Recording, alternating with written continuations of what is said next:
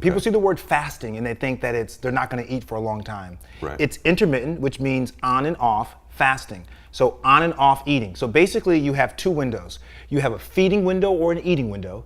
You will eat from this hour to this hour, all of your meals and snacks, and that's the only time you'll eat. Then you have what's called your fasting window. And this is why intermittent fasting works for a lot of things it works for. It works because your body needs energy. All day, while you're sleeping, while you're talking, taking a shower, whatever, having sex, you need energy, okay? Your body typically will get the energy from the food that you eat, the calories. And your body stores calories in the form of glycogen, which is a glucose storage form, and fat. Fat is a storage form of energy. So when your body needs energy, it takes it from those calories you just ate or you ate a couple hours ago, or it takes it from your stores. If you aren't taking in fresh calories, your body still needs energy. So it says, where am I gonna go to get this energy? Well, the first thing it does is it goes into your liver and your muscles and takes out the glycogen. So it depletes those stores, the inventory, it knocks them all out. Now where do you go? You go to your fat. The body breaks down the fat, converts it to energy, and then you use it to do what you have to do. Now you don't know this is happening, by the way. This is happening obviously microscopically internally, but this is what fasting does. Fasting drives your body away from food energy into fat energy, melts the fat per se, and then you use it. Now you can pick whichever one you want. 16-8, for example, is the cutoff for me in terms of getting the benefits, the actual core benefits that come from intermittent fasting. So 16-8 just means that you're fasting for 16 hours and you're eating for 8 hours. After that, I would say a significant jump to make a difference is 20-4. And then after that is 1 meal a day, which is usually 23-1, which is 23 hours, 1 hour eating. And then after that, alternate day fasting, which is fasting for one whole day and then eating on the next, and then fasting and then eating, and so on and so forth. So those are the protocols. Now, choosing the protocols is up to you. You may be wondering, how is IF beneficial to me? There's been a lot of proposed health benefits. Many of them have been proven within animal studies or lab models, which is not the same thing as being proven in a human model, but they are very promising.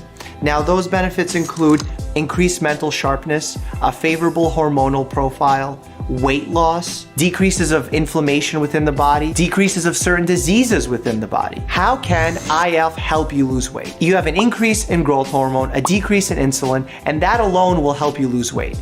Next, because you're skipping meals or you're even going days without eating meals, it's very likely that when you look throughout the week, you'll be eating fewer calories. Our thinking is that during 8 hours, you'll eat less than you would if you were eating during 16 hours. What I usually recommend people do is start off with a 16-hour fast. This is known as 16-8 fasting. So basically what it means is you're fasting for 16 hours and then you have an 8-hour eating window. Now, most of us aren't awake for 24 hours straight, so that 8-hour eating window doesn't necessarily mean that you're going to be eating the entire 8 hours. Okay, if you were to fast for 16 hours, you might be awake for 4 or 5 of the 8-hour eating window, which works out perfectly because it allows you to restrict your calories a little bit more and get more of a metabolic effect. So 16 hours is the bare minimum. You see, after 16 hours, you start to have an exponential benefit every hour. So 16 hours is where the benefits of fasting really start. So if you're fasting less than 16 hours, you're still getting a good benefit, but you're not getting the same kind of intermittent fasting benefits that occur in the way of autophagy and really occur in the way of the cellular rejuvenation that start at 16 hours. So I recommend starting 16 and working your way up to 18 or 20. Personally, I'm a fan of 20-hour fasts, but that's a hard pill to swallow for someone that's just getting started. 16 hours is very acceptable, pretty darn easy to do. An example of that would be stopping your eating at 10 p.m. and then going to bed and then waking up and not eating until 2 p.m. That's 16 hours. That's really not that bad. Then you go ahead and you just eat whatever you need to between 2 and say 6, 7, 8, 9, 10 p.m. again. So you're really in this perfect situation, this perfect setup of fasting and eating windows. And again, you don't have to eat throughout the entire 8-hour eating window. How to start this whole thing? The first thing is, like, let's say if you're doing all these multiple meals per day, you're doing snacks. The first thing is to lower your carbs. Okay, that's number one.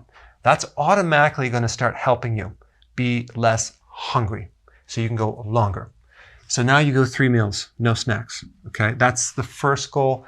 it's really important to add enough fat, okay, to go from one meal to the next. Very, very important. It's also important to add enough vegetables to also help you go from one meal to the next. A big mistake that people make is they try to do this without enough vegetables. You need vegetables for the potassium and the magnesium and the other minerals and vitamins that help heal insulin resistance and help lower insulin, as well as the fiber that feeds the microbes in your gut. And that produces something called butyric acid, which helps insulin resistance. It decreases hunger. It helps blood sugars. It feeds the colon cells, and it helps your immune system. The combination of good fat and vegetables is going to help you go from one meal to the next. And then just let your body dictate when to eat. So you're going to find... I built two bodies here, right? This is the fasting body. You'll cover that in 1 second. I'm going to start with the feasting body, which is actually what we do normally when we live our lives. And your body operates completely differently when it is feasting versus when it's fasting. This red represents the fat that you want to lose, right? You don't want any red. Most of you in this room, most people watching at home, don't want all the red they have in their body. This represents the meal that you're about to eat, right? The meal that you're about to eat, the meal you just ate, changes everything inside your body. So I'm feasting. The meal that I just ate goes into my body, and notice what happens. It begins quickly to become the first line of calorie consumption. So if I begin to exercise and I start to get rid of some calories, I burn away the blue before I get to the red that I wanted to get rid of. Sometimes I don't get rid of it all. You know, I'm always amazed when I see people working out at the gym. They're so dutiful about it, but they've got some energy drink next to them that has, 300 calories in it, right? They'll never burn through those calories to ever get anywhere past. Now, you argue when you fast and you don't eat anything before you exercise, what goes on? And that can be just, say, 12 hours. What happens is that you've no longer got the food in your system, so you instead, basically, what you burn through is the fat. Fat is like, money in the bank account. Your body doesn't use it. If you've got money in your wallet, you'll use that instead. But when you have all that fat stores, they do not get burnt until you've kind of got rid of the other stuff. So remember this. You want to look like this, or do you want to look like this? Intermittent fasting has to work in the sense of you have to be very rigid about your times. And this is what I mean. If you have a feeding window, you have to stick to it.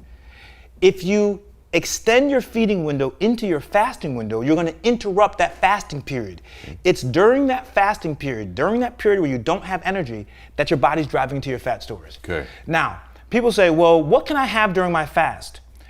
In my way, you can only have about 25 to 50 calories of a beverage. So you can consume black coffee. Don't add a sweetener to it, and don't add any creamer to it. Okay, black coffee in and of itself is very, very powerful. And it actually has some effects on autophagy, meaning it actually speeds up the process of your cells recycling each other. There was actually a study that was published in the journal Cell Cycle that found that the polyphenols in coffee, whether it was decaf or caffeinated, actually encouraged cells to recycle and go through autophagy, much more so than those that didn't have coffee. Now, additionally, coffee has a little bit of caffeine in it. And believe it or not, caffeine supports your fast. Caffeine not only helps boost fat loss, but it also supports autophagy as well. So it helps the cellular rejuvenation effects. So black coffee is great. The issue is once you add the sweetener to it, whether it's artificial sweetener that doesn't have calories or not, it can trigger an insulin response.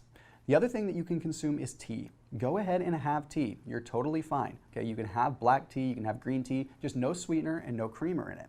Your body's already naturally tapping into fat burning mechanisms by being in that fasted state. So it's really important to make sure that you eat until satiated when you're in your eating window. Contrary to what you might believe, this actually helps your body to further tap into fat burning mechanisms. If you don't eat enough, you'll never be able to turn off your hunger hormone ghrelin. And that'll make it so you're just hangry the whole time through your eating period. And then it makes it even more difficult when you're in your fasting period because your body never got enough food during your eating period. So then you'll just be even hangrier throughout your fasting period. It'll just be a miserable experience. If you're going to give it a shot, you have to give it at least 2 weeks because there is an acclimation phase with any new thing you try, whether it's calorie counting, intermittent fasting, keto, vegan, or plant-based, whatever it is you try.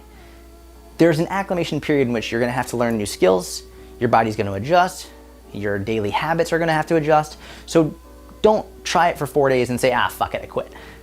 give it a shot for 2 weeks.